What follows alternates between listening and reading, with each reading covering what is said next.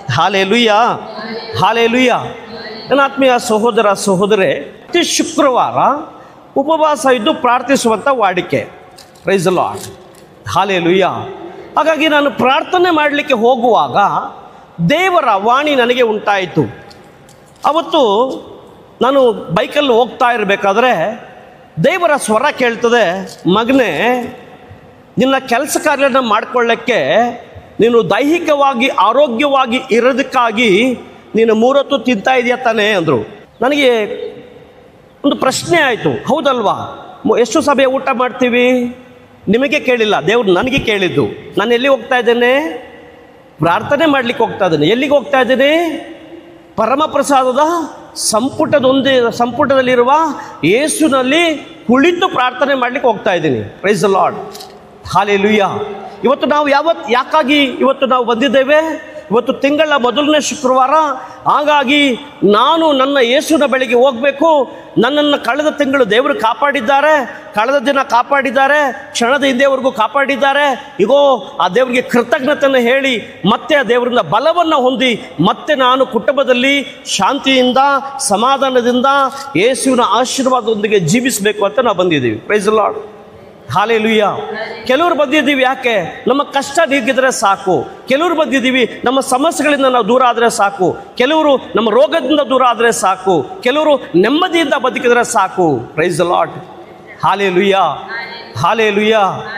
ಪ್ರಿಯರೇ, ನಾವೆಲ್ಲರೂ ಕೂಡ ಯೇಸುವಿನ ಬಳಿಗೆ ಬರುತ್ತಿರುವುದು ಒಂದು ಬಿಡುಗಡೆಗಾಗಿ, ಒಂದು ಸಮಾಧಾನಕ್ಕಾಗಿ. Praise the lord, hallelujah. ಸಂರಕ್ಷಣೆಗಾಗಿ ಯೇಸುವಿನ ಬಳಿ ಬರ್ತಾ ಇದ್ದೀವಿ. ಹಾಗೆ ನಾನು ಹೋಗುವಾಗ ದೇವರು ಕೇಳಿದ್ರು, ಮಗನೇ,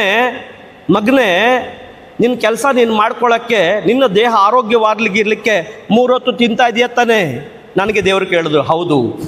ಹಾಗಾಗಿದ್ರೆ ಆತ್ಮಕ್ಕೆ ಏನು ಕೊಡ್ತಾ ಇದೆಯಾ ಅಂತ ನನಗೆ ಕೇಳಿದ್ರು. Praise the lord.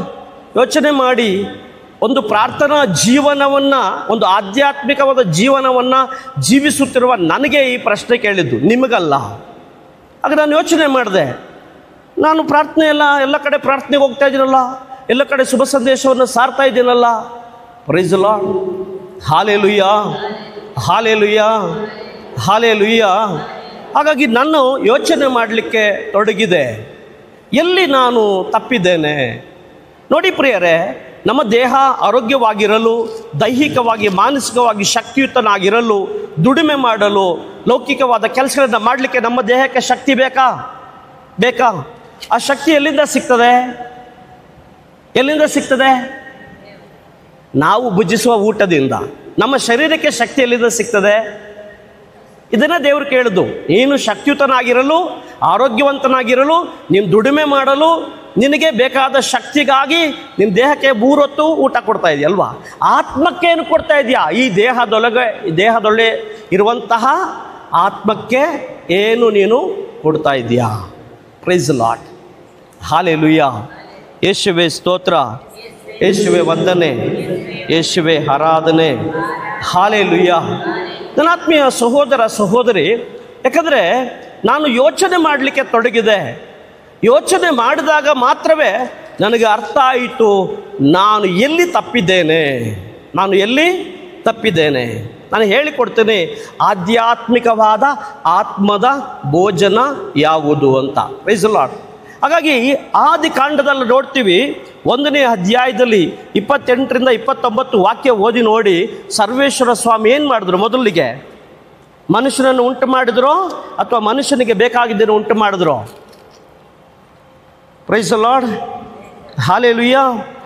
ನೋಡಿ, ಆದಿಕಾಂಡ 1ನೇ ಅಧ್ಯಾಯದಲ್ಲಿ ನಾವು ನೋಡ್ತೀವಿ 28ನೇ ವಾಕ್ಯದಲ್ಲಿ, ಅವರನ್ನು ದೇವರು ಆಶೀರ್ವದಿಸಿ, ನೀವು ಅಭಿವೃದ್ಧಿಯಾಗಿ ಅನೇಕ ಮಕ್ಕಳನ್ನು ಪಡೆಯಿರಿ, ಭೂಮಿಯಲ್ಲಿ ಹರಡಿಕೊಂಡು ಅದನ್ನು ವಶಪಡಿಸಿಕೊಳ್ಳಿರಿ, ಸಮುದ್ರದ ಮೀನುಗಳ ಮೇಲೂ ಆಕಾಶದ ಪಕ್ಷಿಗಳ ಮೇಲೂ ಭೂಮಿಯಲ್ಲಿ ಚಲಿಸುವ ಎಲ್ಲ ಪ್ರಾಣಿಗಳ ಮೇಲೂ ದೊರೆತನ ಮಾಡಿರಿ.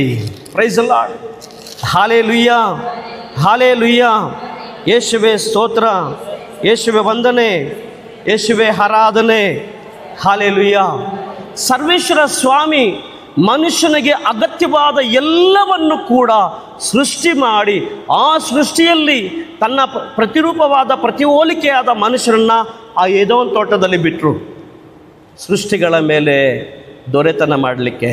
Praise the Lord. ಸೃಷ್ಟಿಯನ್ನು ಅಳಿಸಲಿಕ್ಕೆ ಅಲ್ಲ, ಸೃಷ್ಟಿಯೊಂದಿಗೆ ದೇವರ ಯೋಜನೆಯೊಂದಿಗೆ ಮನುಷ್ಯನು ಜೀವಿಸುವುದಕ್ಕಾಗಿ ದೇವರು ಈ ಏದೋನ್ ತೋಟದಲ್ಲಿ ಬಿಟ್ಟರು. Praise the lord. ಹಲ್ಲೆಲೂಯಾ. ಯೇಸುವೇ ಸ್ತೋತ್ರ, ಯೇಸುವೇ ವಂದನೆ. 2ನೇ ಅಧ್ಯಾಯದಲ್ಲಿ ನಾವು ನೋಡ್ತೀವಿ 8ರಿಂದ 9 ವಾಕ್ಯ. ಇದಲ್ಲದೆ ದೇವರಾದ ಸರ್ವೇಶ್ವರ ಪೂರ್ವ ದಿಕ್ಕಿನಲ್ಲಿ ಏದೋನ್ ಪ್ರದೇಶದಲ್ಲಿ ಒಂದು ಉದ್ಯಾನವನ್ನು ಮಾಡಿ ತಾವು ರೂಪಿಸಿದ ಮನುಷ್ಯನನ್ನು ಅದರಲ್ಲಿ ಇರಿಸಿದರು. ನೋಟಕ್ಕೆ ರಮ್ಯವೂ ಊಟಕ್ಕೆ ರುಚಿಕರವಾದ ನಾನಾ ಥರದ ಮರಗಳನ್ನು ದೇವರಾದ ಸರ್ವೇಶ್ವರ ಅಲ್ಲಿ ಬೆಳೆಯ ಮಾಡಿದರು. ಆ ವನದ ಮಧ್ಯದಲ್ಲಿ ಜೀವದಾಯಕ ವೃಕ್ಷವನ್ನು ಹಾಗೂ ಒಳಿತು ಕೆಡುಕುಗಳನ್ನು ಅರಿವು ಮೂಡಿಸುವ ವೃಕ್ಷವನ್ನು ಬೆಳೆಸಿದರು. ಮನುಷ್ಯನಿಗೆ ಅಗತ್ಯವಾದ ನಾನಾ ಥರದ ಫಲ ವೃಕ್ಷಗಳನ್ನು ದೇವರು ಉಂಟು ಮಾಡಿದರು. Praise the lord. ಹಲ್ಲೆಲೂಯಾ. ಹಾಗಾಗಿ ಸರ್ವೇಶ್ವರ ಸ್ವಾಮಿ ಹೇಳ್ತಾರೆ, ಈ ತೋಟದಲ್ಲಿರುವ ಎಲ್ಲ ಮರದ ಹಣ್ಣುಗಳನ್ನು ನೀನು ತಿನ್ನು. ನೋಡಿ, ದೇವರೇನು ಮಾಡ್ತಾ ಇದ್ದಾರೆ, ಮನುಷ್ಯನಿಗೆ ಶಾರೀರಿಕವಾಗಿ ಏನೆಲ್ಲ ಬೇಕೋ ಎಲ್ಲವನ್ನೂ ದೇವರು ಕೊಟ್ಟಿದ್ದಾರೆ.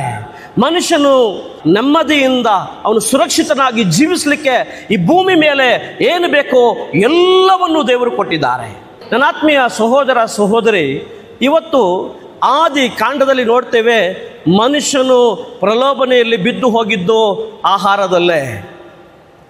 ಹೊಸ ಒಡಂಬಡಿಕೆಯಲ್ಲಿ ನೋಡ್ತೀವಿ, ಯೇಸು ಕ್ರಿಸ್ತರನ್ನ ಪ್ರಲೋಭನೆಗೆ ಸೈತಾನನು ಒಳಪಡಿಸಿದ್ದು ಅದೇ ಆಹಾರವನ್ನು ಮುಂದೆ ಇಟ್ಟೆ, ಈ ಕಲ್ಲನ್ನು ರೊಟ್ಟಿ ಮಾಡು ಭುಜಿಸು ಎಂಬುದಾಗಿ. Price the lord.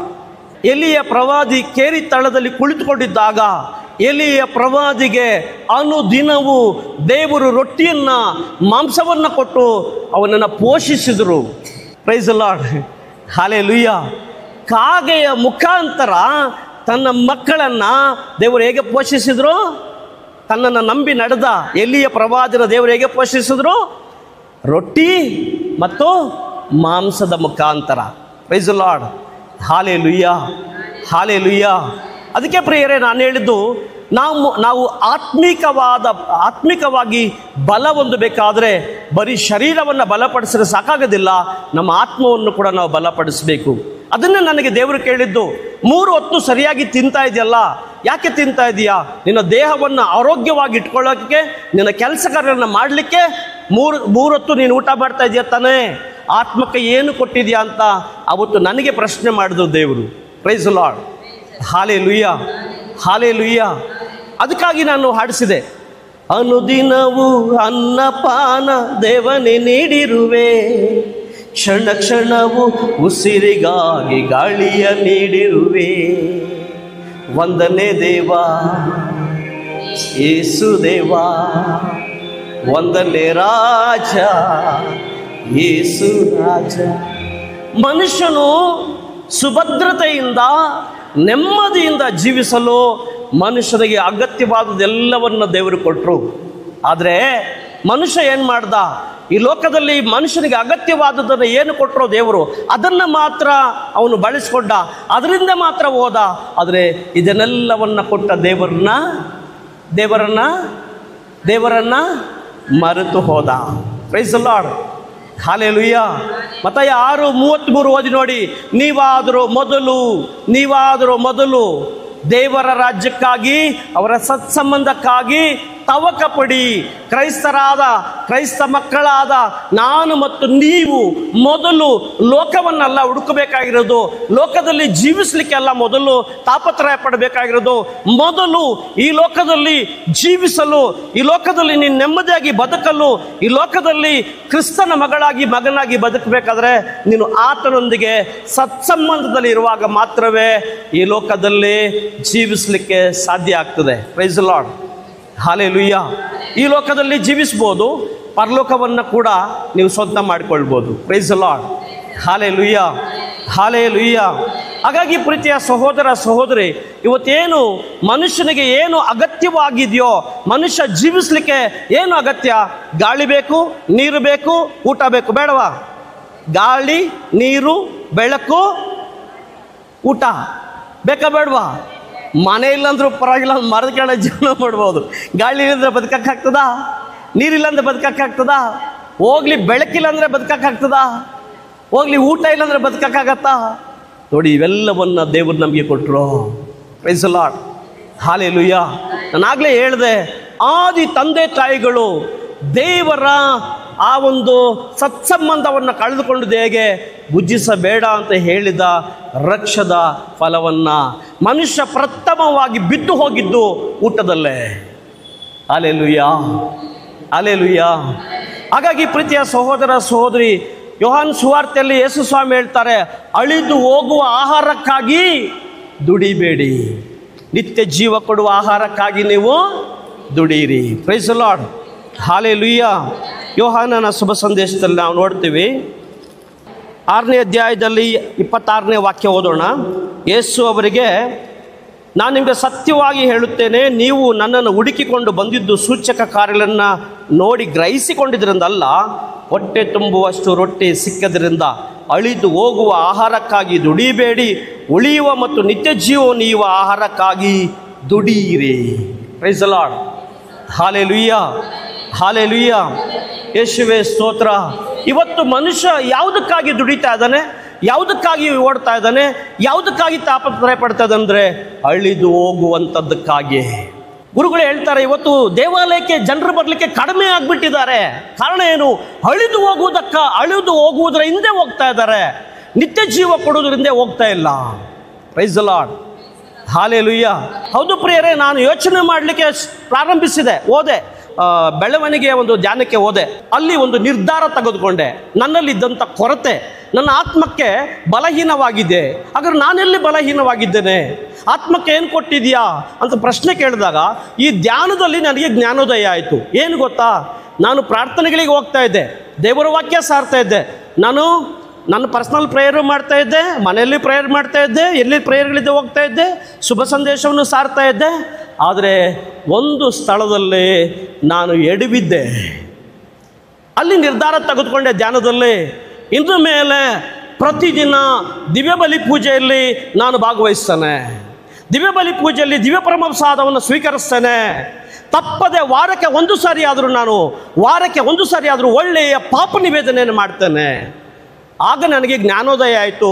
ಎಲ್ಲಿ ನಾನು ತಪ್ಪು ಮಾಡಿದ್ದೆ, ಎಲ್ಲಿ ನಾನು ಆತ್ಮಿಕವಾಗಿ ಬಲಹೀನನಾಗಿದ್ದೆ, ಶಾರೀರಿಕವಾಗಿ ಬಲವಂತನಾಗಿದ್ದೇನೆ, ಆತ್ಮಿಕವಾದ ಒಂದು ಬಲಹೀನತೆ ನನ್ನೊಳಗಡೆ ಇದೆ. ಬಟ್ ಅದು ನನಗೆ ಗೊತ್ತಿಲ್ಲ. ನಾನು ಓಡ್ತಾನೆ ಇದ್ದೀನಿ, ಕುದುರೆ ಓಡ್ದಂಗೆ ಓಡ್ತಾನೆ ಇದ್ದೇನೆ. Praise the lord, hallelujah. ಹಾಗಾಗಿ ಪ್ರಿಯರೇ, ಜಾಸ್ತಿ ಸಮಯ ಇಲ್ಲ, ಚುಟುಕಾಗಿ ಹೇಳ್ತಾ ಹೋಗ್ತೇನೆ. ನಮ್ಮ ಆತ್ಮಿಕವಾದ ಆಹಾರ ಯಾವುದು? ದೇಹಕ್ಕೆ ಆಹಾರ ನಾನಾ ಇದೆ. ಚಿಕನ್ನು, ಮಟನ್ನು, ಕೋಳಿ, ಕುರಿ ಅಲ್ವಾ, ಸೊಪ್ಪು, ತರಕಾರಿ, ಪಲ್ಯ, ಹಣ್ಣು, ಹಂಪಲು ಅಲ್ವಾ, ಇದೆಯಾ ಇಲ್ವಮ್ಮ? ಇದೆ ಅಲ್ವಾ? Praise the lord, hallelujah. ಆದರೆ ಈ ಆತ್ಮಕ್ಕೆ ಆಹಾರ ಯಾವುದು? ಈ ಆತ್ಮ ಬಲ ಹೊಂದಬೇಕಾದ್ರೆ ನಾವೇನು ಮಾಡಬೇಕು? ನಮ್ಮಲ್ಲಿರುವ ದೇವರ ಆತ್ಮ ಶಕ್ತಿಯುತರಾಗಬೇಕಾದ್ರೆ ನಾವೇನು ಮಾಡಬೇಕು? ಅನುದಿನ ದೇವರ ವಾಕ್ಯವನ್ನು ಭುಜಿಸಬೇಕು.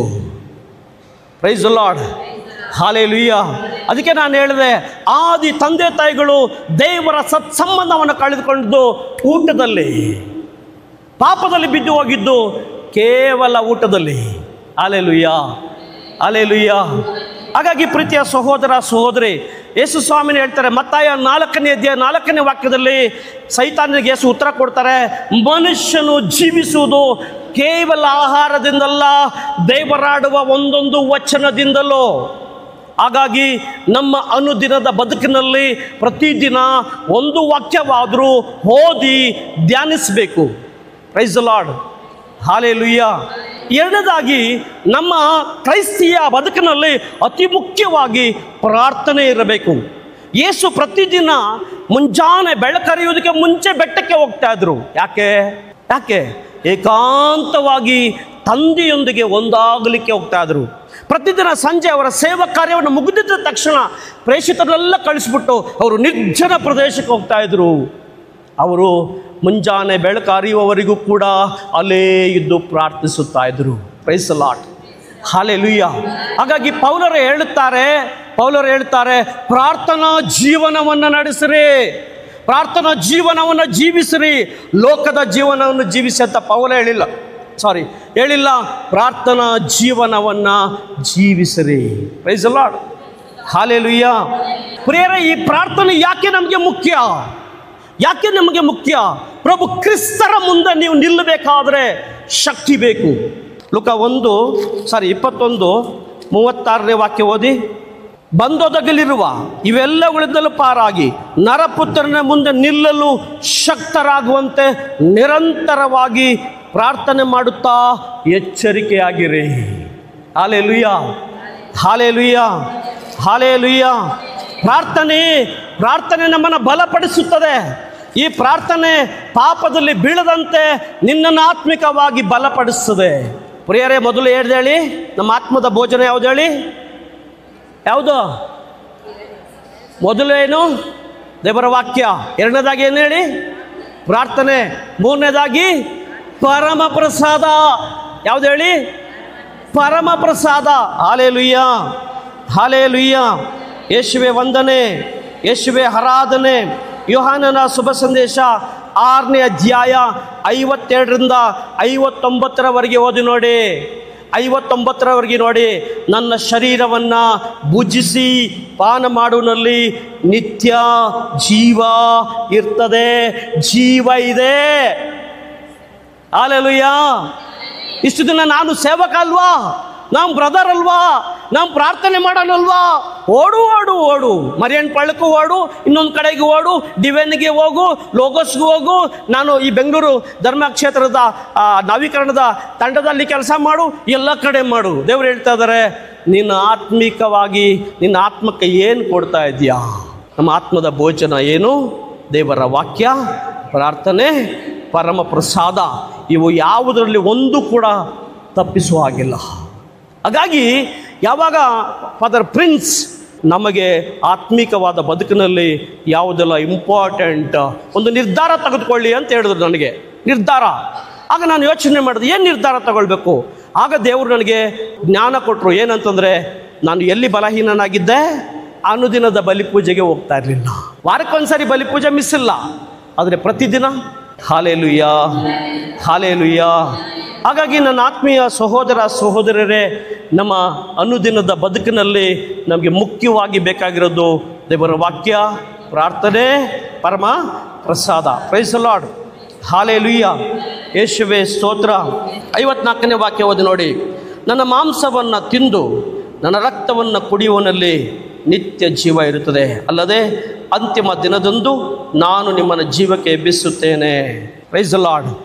ಯೇಸು ಹೇಳ್ತಾರೆ, ನನ್ನ ಶರೀರವನ್ನು ಭುಜಿಸಿ ನನ್ನ ರಕ್ತವನ್ನು ಪಾನ ಮಾಡುವಲ್ಲಿ ಏನಿದೆ? ಕೇಳಿಸಿಲ್ಲ ನನಗೆ? ನಿತ್ಯ ಜೀವ, ಜೀವ ಇದೆ. Hallelujah, hallelujah. ಹಾಗಾಗಿ ನನ್ನ ಆತ್ಮೀಯ ಸಹೋದರ ಸಹೋದರಿ, ಯೇಸು ಸ್ವಾಮಿ ನಿರ್ಜನ ಪ್ರದೇಶದಲ್ಲೇ ಅವರು ಹೋಗುವಾಗ ಜನರು ಯೇಸುವನ್ನು ಹಿಂಬಾಲಿಸಿ ಹೋಗ್ತಾ ಇದ್ರು. ಅವರ ಸೂಚಕ ಕಾರ್ಯನ, ಅವರ ಅದ್ಭುತ ಕಾರ್ಯನ ಗ್ರಹಿಸಿ ಜನರು ಅವರನ್ನು ಹಿಂಬಾಲಿಸಿ ಬರುತ್ತಿದ್ದದನ್ನು ಕಂಡು ಯೇಸುವಿನ ಮನ ಮರುಗಿ ಯೇಸು ಹೇಳ್ತಾರೆ, ಈ ಜನರಿಗೆ ಏನಾದ್ರು ಕೊಡಿ. ಫಿಲಿಪ ಹೇಳ್ತಾನೆ, ಫಿಲಿಪ ಲೆಕ್ಕಾಚಾರ ಮಾಡ್ತಾನೆ. 300 ಜನ ನೋಡಿ, ಈಗ ನಮ್ಮಲ್ಲಿ ಕೂಡ ಹಾಗೆ ಲೆಕ್ಕಾಚಾರ ಮಾಡ್ತೀವಿ. ಏನಕ್ಕೆ ಒಂದು ಲೆಕ್ಕಾಚಾರ? 300 denarii ನಾಣ್ಯಗಳನ್ನು ಕೊಟ್ಟರು ಕೂಡ 300 denarii ನಾಣ್ಯಗಳನ್ನು ಕೊಟ್ಟು ತರಬೇಕಾ? ಸಾಕಾಗಲ್ಲ. ಪೇತ್ರ ಹೇಳ್ತಾನೆ, ಇದು ಎಲ್ಲಿಗೆ ಸಾಕಾಗತ್ತೆ? ಇದು ಎಲ್ಲಿಗೆ ಆಗ್ತದೆ? ಇದು ಎಲ್ಲಿಗೆ ಬರ್ತದೆ? ಅವಿಶ್ವಾಸ. ನೋಡಿ, ಲೆಕ್ಕಾಚಾರ. ಇವತ್ತು ನಮ್ಮ ಕ್ರಿಸ್ತಿಯ ಬದುಕಿನಲ್ಲಿ ಎಲ್ಲದಕ್ಕೂ ಒಂದು ಲೆಕ್ಕಾಚಾರ ಇದೆ, ಅವಿಶ್ವಾಸ ಇದೆ. ಆದರೆ ಯೇಸು ಹೇಳ್ತಾರೆ, ಯೇಸು ಹೇಳ್ತಾರೆ, ಅದನ್ನ ಇಲ್ಲಿ ತೆಗೆದುಕೊಂಡು ಬನ್ನಿ. ಅದನ್ನು ದೇವರಿಗೆ ಅರ್ಪಿಸಿದ್ರು, ಕೃತಜ್ಞತೆಯನ್ನು ಸಲ್ಲಿಸಿ ಏನನ್ನು ಯೇಸು ಸ್ವಾಮಿ ತೋರಿಸ್ಕೊಡ್ತಾ ಇದ್ದಾರೆ. ದೇವರಿಗೆ ಅಸಾಧ್ಯವಾದದ್ದು ಯಾವುದೂ ಇಲ್ಲ, ಯಾವುದೂ ಇಲ್ಲ. ಯೇಸುಗೆ ಎಲ್ಲವೂ ಸಾಧ್ಯ, ಎಲ್ಲವೂ ಸಾಧ್ಯ. ನಿರ್ಜನ ಪ್ರದೇಶದಲ್ಲಿ ಅವರ ಬಳಿ ಇದ್ದಂತಹ, ಆ ಹುಡುಗನ ಬಳಿ ಇದ್ದಂತಹ 5 ರೊಟ್ಟಿ 2 ಮೀನಿನ ಮುಖಾಂತರ 5,000 ಗಂಡಸರು, ಯಹೂದ್ಯರಲ್ಲಿ ಸ್ತ್ರೀಯರನ್ನು ಗಣಿಗೆ ತೆಗೆದುಕೊಳ್ತಾ ಇರಲಿಲ್ಲ. ಅಲ್ಲಿದ್ದಂಥ ಪುರುಷರನ್ನು ಮಾತ್ರ ಲೆಕ್ಕ ಮಾಡಿದಾಗ 5,000 ಗಂಡಸರಿದ್ರು, ಅವರ ಹೆಂಡತಿಯರಿದ್ರು, ಅವರ ಮಕ್ಕಳಿದ್ರು. ಎಲ್ಲರೂ ತಿಂದರು, ಎಲ್ಲರೂ ತೃಪ್ತರಾದರು. ಎಲ್ಲವನ್ನ ಕೂಡಿಸಿಕೊಂಡಾಗ ಯೇಸು ಹೇಳ್ತಾರೆ, ಅದರಲ್ಲಿ ಒಂದು ಚೂರು ಕೂಡ ಏನು ಮಾಡಬಾರ್ದು, ನಷ್ಟವಾಗಬಾರ್ದು. ಎಲ್ಲವನ್ನು ಕೂಡಿಸ್ಕೊಳ್ತಾರೆ. ಗುರುಗಳು ಪರಮಪ್ರಸಾದ ವಿಚಾರಣೆ ಮಾಡಿದ್ಮೇಲೆ ಅವ್ರನ್ನ ಗಮನಿಸಿ, ಅವರು ಸಣ್ಣ ಸಣ್ಣ ಚೂರಿದ್ರು ಕೂಡ ಅದನ್ನು ಶೇಖರಿಸ್ತಾರೆ. ಯಾಕಂದರೆ ಅದು ಯೇಸುವಿನ ಶರೀರ, ಅದು ಯೇಸುವಿನ ರಕ್ತ. ಕೂಡಿಸಿಕೊಂಡಾಗ 12 ಬುಟ್ಟಿ. Praise Lord. ಹಲ್ಲೆಲೂಯಾ. ಬಂದವರಿಗೆ ತಿಂದರು, ತೃಪ್ತರಾದರು. ಯೇಸುವಿನ ಹಿಂಬಾಲಿಸಿದ್ದ ಪ್ರೇಷಿತರಿಗಾದರೂ ಹೊತ್ತುಕೊಂಡು ಹೋಗುವಷ್ಟು 12 ಬುಟ್ಟಿಗಳು. ಒಬ್ಬೊಬ್ಬ ಶಿಷ್ಯ ಒಂದೊಂದು ಬುಟ್ಟಿ ತುಂಬ ಎತ್ಕೊಂಡು ಹೋದ. Praise Lord. ಹಲ್ಲೆಲೂಯಾ.